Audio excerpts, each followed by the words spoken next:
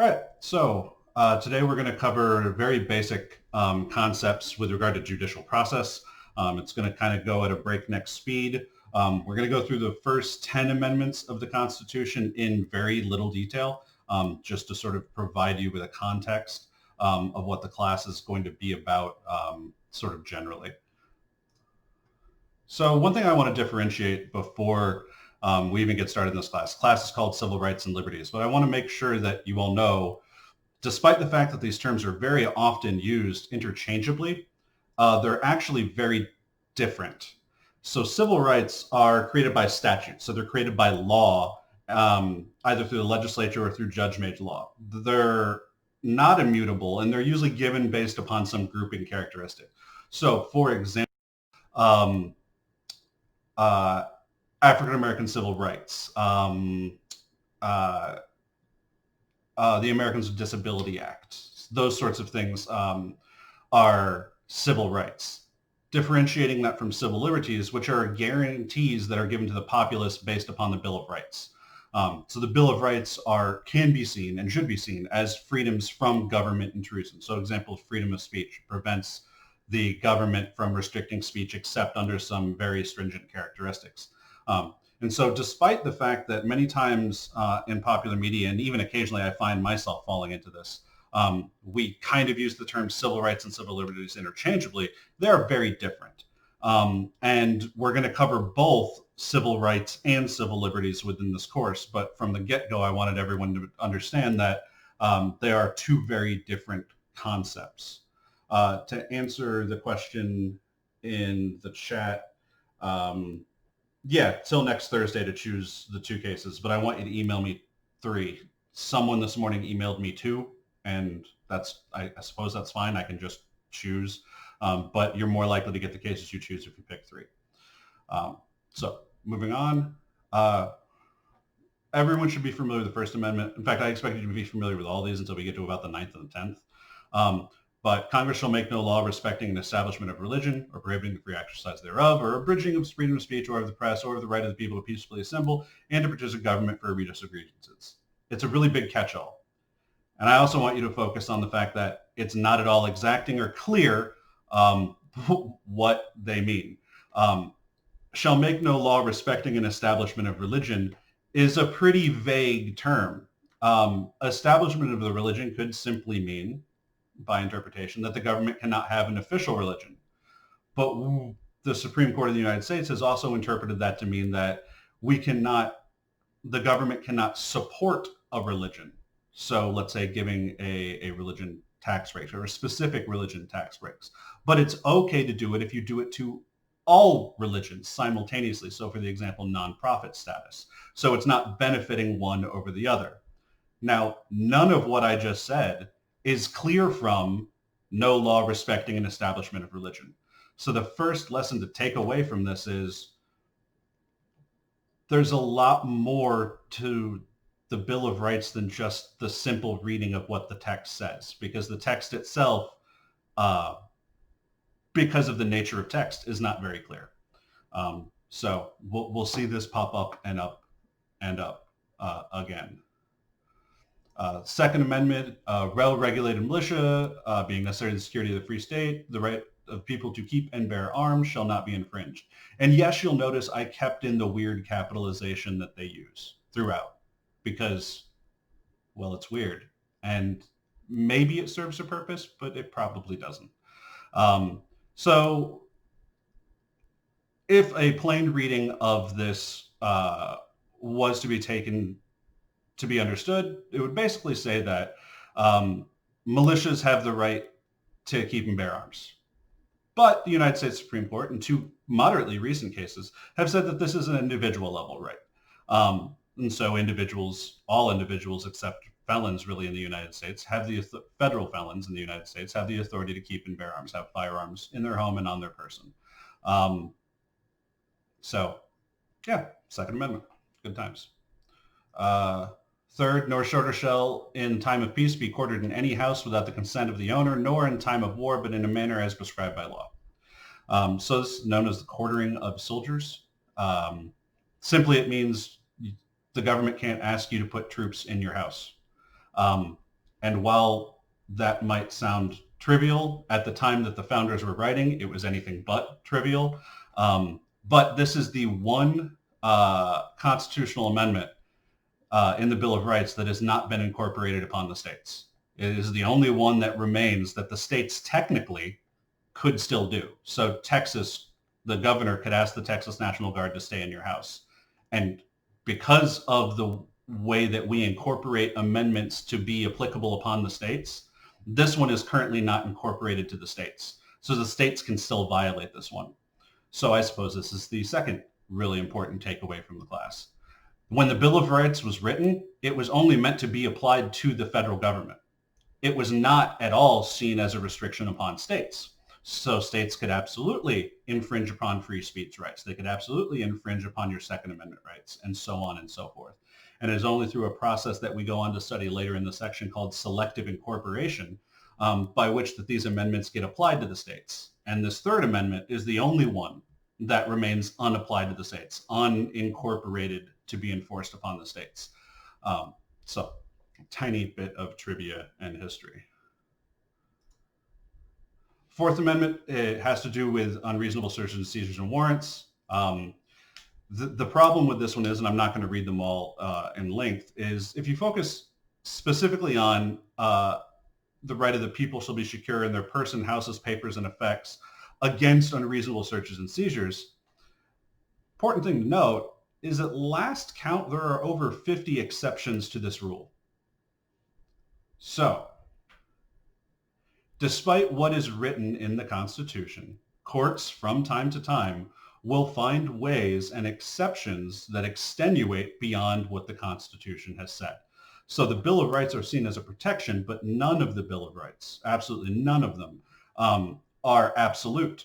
And even the Second Amendment, despite what some proponents attempt to argue, and it should be very obvious how that is, in that the fact that we can still prevent felons from owning firearms, or at least make their ownership of firearms illegal. So absolutely no part of the Bill of Rights is to be taken as an absolute.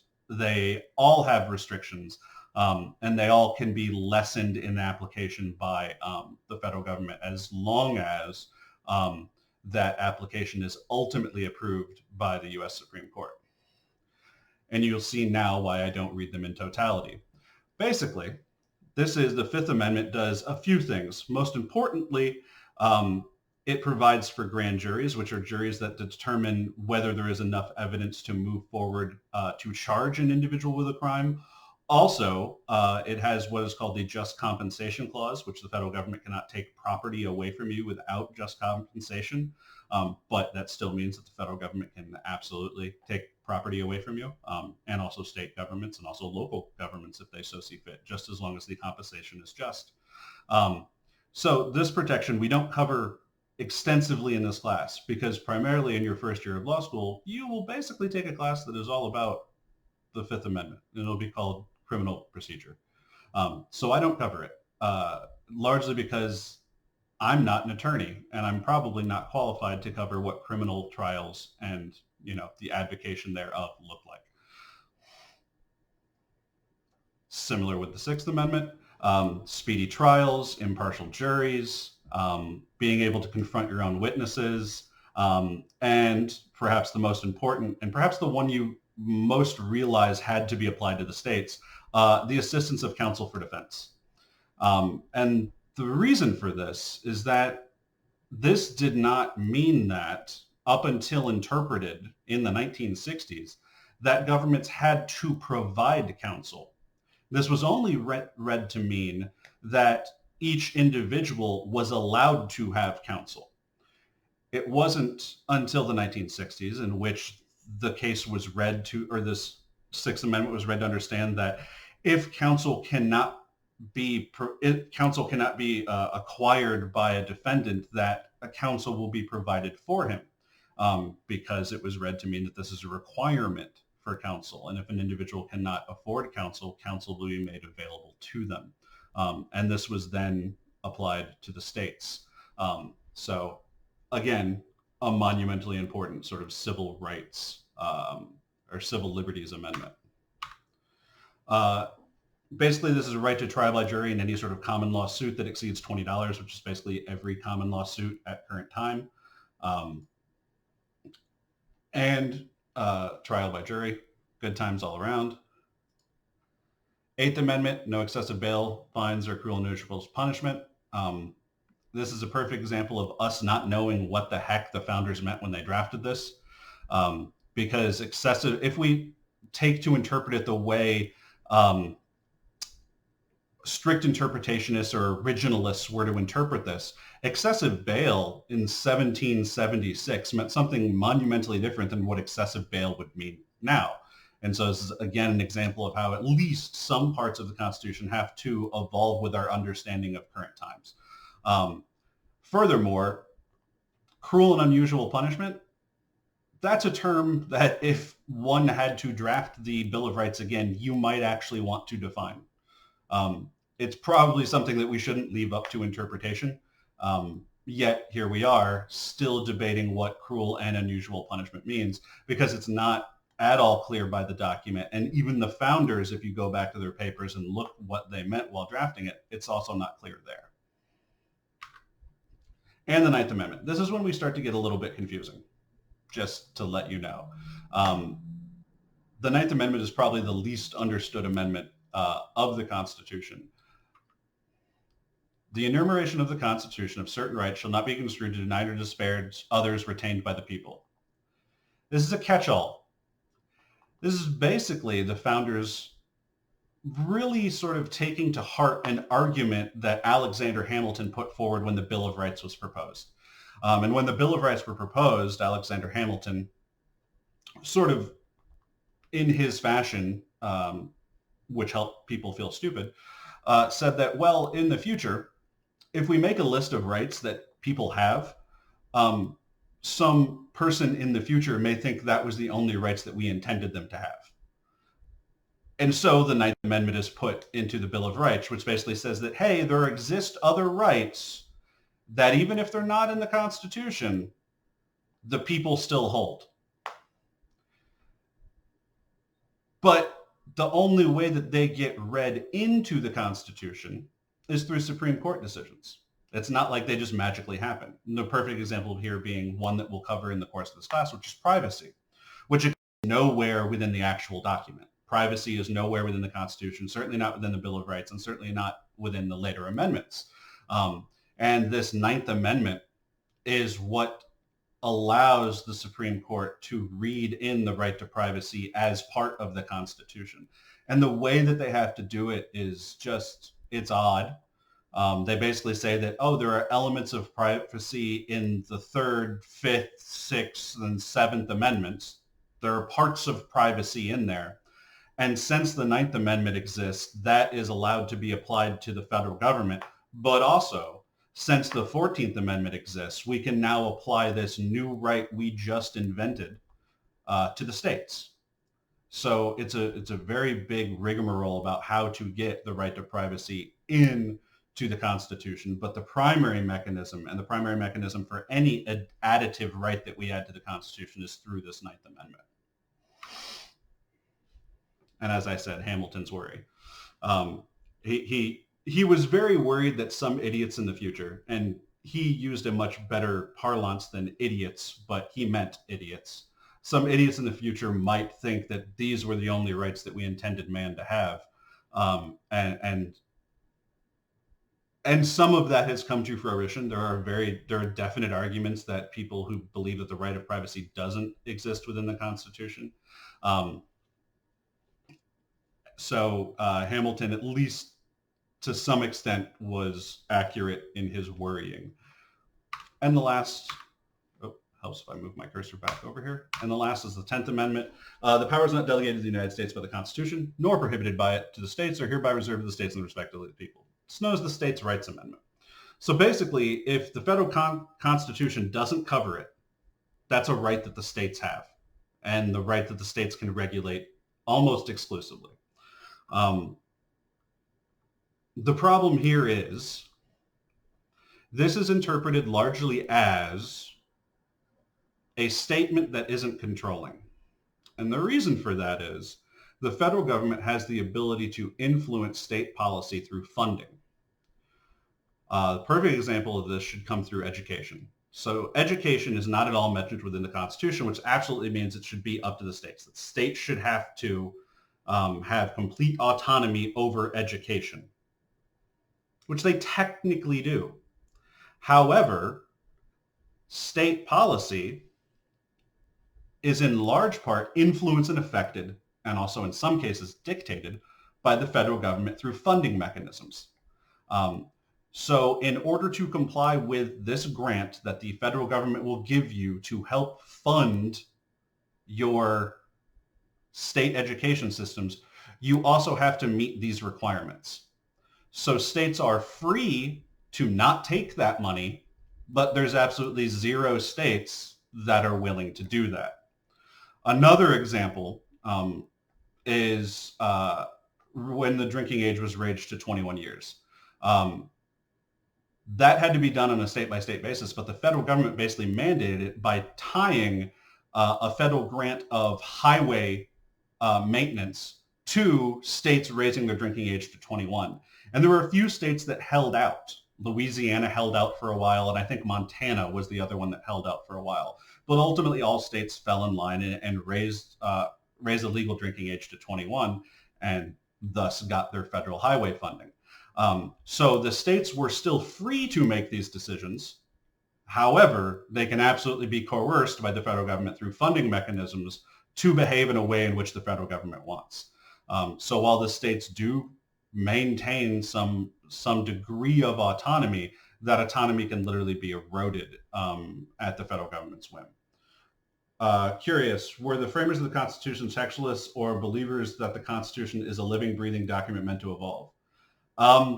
Depends on which framers you would ask. And I think that's largely my critique with individuals who say they're originalists. Not that there is wisdom in interpreting the document as it was written and as the founders intended, but that presumes that the founders all similarly thought that the Constitution meant one thing. And that's absolutely not the case. The Constitutional Convention really makes this clear, is that there was debate on what certain parts of the Constitution actually meant. And if there is a debate on what it actually means, it's really difficult to say, well, the framers believed this, or the framers thought this. Because of the nature of how the document was drafted, it's difficult to pin down. There were certainly some individuals who absolutely thought that the document should be interpreted as it was written. And this is at the time of the drafting. Yet there are others, a little bit more prescient, in my opinion, who thought that, well, obviously the document is going to have to evolve. And there was still a third group of people who went, yeah, the document's going to have to evolve, but that's why we included an amendment process. And so that any time that you come to a point where the Constitution does not adequately fulfill the needs of society, you can amend it. I think there are problems with all of those views. I don't think any particular one of those views in the historic sense or in the modern sense is incorrect. I think they all have degrees of accuracy. And the reason why I say that is I think that the idea of creating a government is a difficult task to begin with. The idea of making sure that the maintenance of that government continues is also difficult. And in some instances, a strict interpretation is probably the way to go. Like, I don't need anyone, or I don't want anyone reading, for example, the First Amendment to the Constitution, which governs Congress, and reading in things that aren't there. I want Congress to be strictly interpreted based upon the rules that were written in the First Amendment. But that also means the federal government can't regulate a lot of stuff. And so it takes a very creative stance to actually get the government to be able to regulate certain things. And that is done primarily through what is known as the Interstate Commerce Clause. And what has happened is that we've gone to interpret the Interstate Commerce Clause exceedingly broadly, Probably, no, I'll even say this, definitely than the majority of the founders would have seen it. Basically now, and this sort of foreshadows the constitutional law class, basically at this point, interstate commerce is everything. And I mean that anything you do is interstate commerce because you are involved most likely in the flow of commerce when you're doing it. So, for example, this class is taking place remotely. I know I'm sitting in El Paso in Texas, but I don't know if you all are. I assume the majority of you are, but I also assume some of you probably are in New Mexico and some are probably elsewhere. Well, does that mean that the state of Texas gets to regulate this call exclusively? Just because it's from the University of Texas at El Paso and all of you are students at the University of Texas at El Paso? And the true answer to that would be no. Since we've crossed interstate boundaries, it is now interstate commerce, and now it is subjected to the rules of the federal government. And so, yeah, there's no good answer to interpretation of the Constitution when it was drafted or now. And so that just makes matters more complicated, much more complicated, which is why we have to have classes like this. If everything in the Constitution was clear, I wouldn't have a job.